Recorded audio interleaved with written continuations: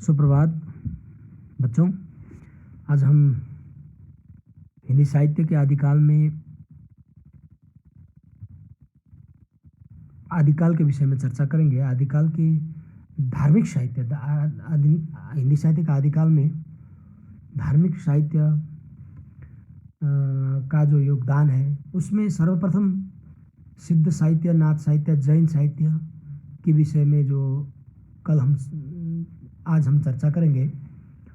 सर्वप्रथम आज का विषय है आदिकालीन धार्मिक साहित्य में सिद्ध साहित्य को लेकर हम आज चर्चा करने वाले हैं।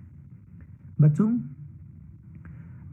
हिंदी साहित्य के इतिहास का जो आदिकाल है वह 3 चरणों में है।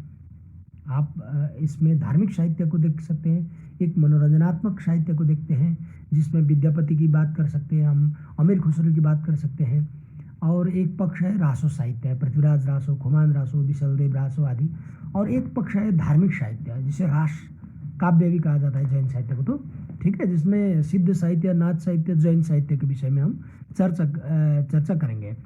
और आज का हमारा मुख्य जो विषय है सिद्ध साहित्य, आज इसके विषय में हम संक्षिप्त चर्चा करेंगे। ठीक है, और सिद्ध कौन थे इसके विषय में हमें चर्चा करना है। और सिद्ध जो है मंत्रों की सिद्धि चाहने वाले सिद्ध कहलाए, जिन्हें मंत्रों के माध्यम से अपनी सिद्धि को प्राप्त करना चाहते थे वो सिद्ध कहलाए।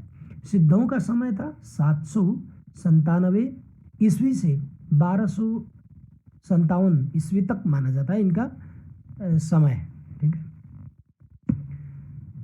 और सिद्धों की वैचारिक पीठिका क्या है, वैचारिक उनकी शुरुआती कैसे है, इस पर हम चर्चा करेंगे कि सिद्ध परंपरा की शुरुआत बौद्ध धर्म की विकृति का परिणाम माना जाना चाहिए। ईसा की प्रथम शताब्दी में बौद्ध धर्म महायान, हीनयान 2 शाखाओं में विभाजन हुआ, हीनयान और महायान। हीनयान में सिद्धांत पक्ष का प्राधान्य रहा, जबकि महायान में व्यवहारिक पक्ष का।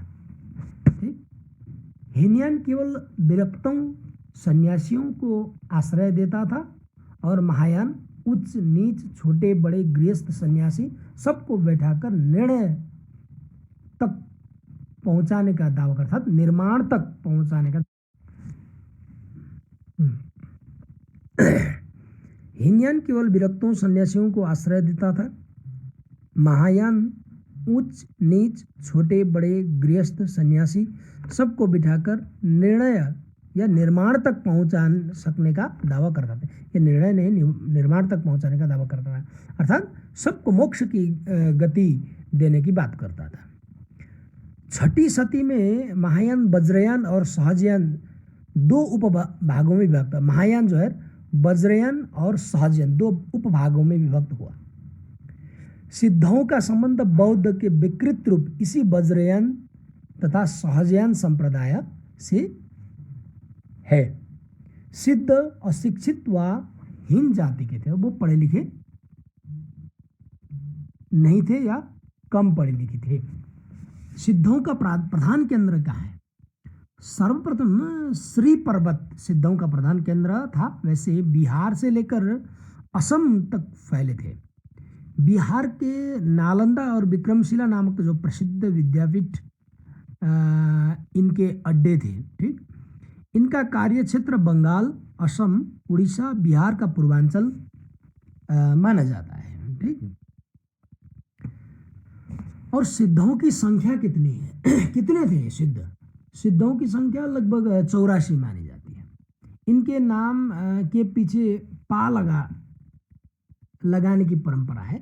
सर्वप्रथम सिद्ध सरहप्पा माने गए। जो प्रथम सिद्ध कहलाए वह सरहप्पा थे, जिनका समय राहुल संकृतायन के अनुसार 769 कहा जा सकता है।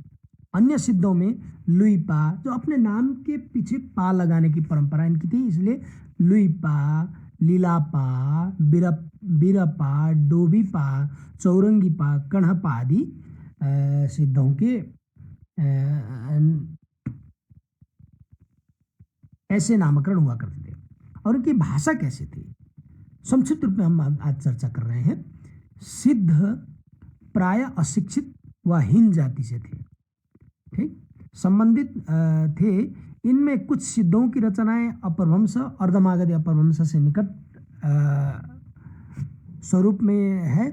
सिद्धों की भाषा को सांध्य भाषा भी कहा जाता है, ठीक है। इनकी भाषा जो है वह भाषा सांध्य भाषा थी।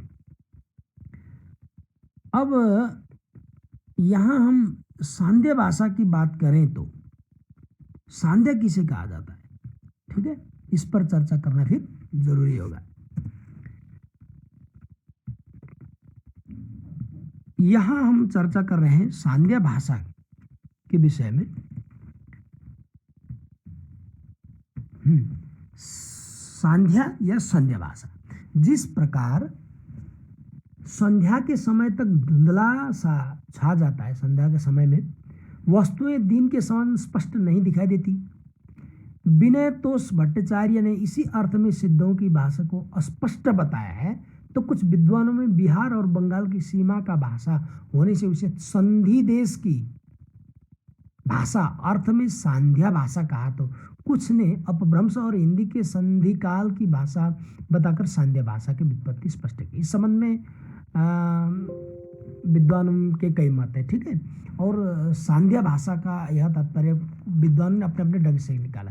जैसे संध्या के समय में दिन का जैसा जो जिस दिन में जो स्वरूप स्पष्ट दिखाई देता है, वह संध्या के समय में वस्तु धुंधला सा प्रतीत होता है, वो कुछ दिखाई नहीं देती। और कुछ विद्वान सांध्य भाषा का अर्थ संधि भाषा से लेते हैं। जैसे यहाँ जो है सीमा के विषय में भी बताया जाता है। जैसे विनय तोष भट्टाचार्य ने इसी अर्थ में सिद्धों की भाषा को स्पष्ट बताया है। कुछ विद्वान उनका ने बिहार और बंगाल की सीमावर्ती क्षेत्र में जो बोली जाने वाली जो भाषा थी उसे संधि, दोनों देश की सीमावर्ती होने के कारण इसे संधि देश की भाषा होने के कारण इसे सांध्य भाषा कहा। कुछ विद्वान जो है अपभ्रंश और हिंदी के संधि काल की भाषा होने के कारण भी इसे सांध्य भाषा कहने के पक्ष में, ठीक है। तो सिद्धों के विषय में आज हमने जो चर्चा की है उस पर आगे भी हम चर्चा करेंगे। आज का जो संक्षिप्त जो चर्चा सिद्धों के विषय में हम यह कर रहे हैं, और अगले दिन हम फिर हम नाट्य साहित्य के विषय में चर्चा करेंगे, ठीक है। आज के लिए इतना ही।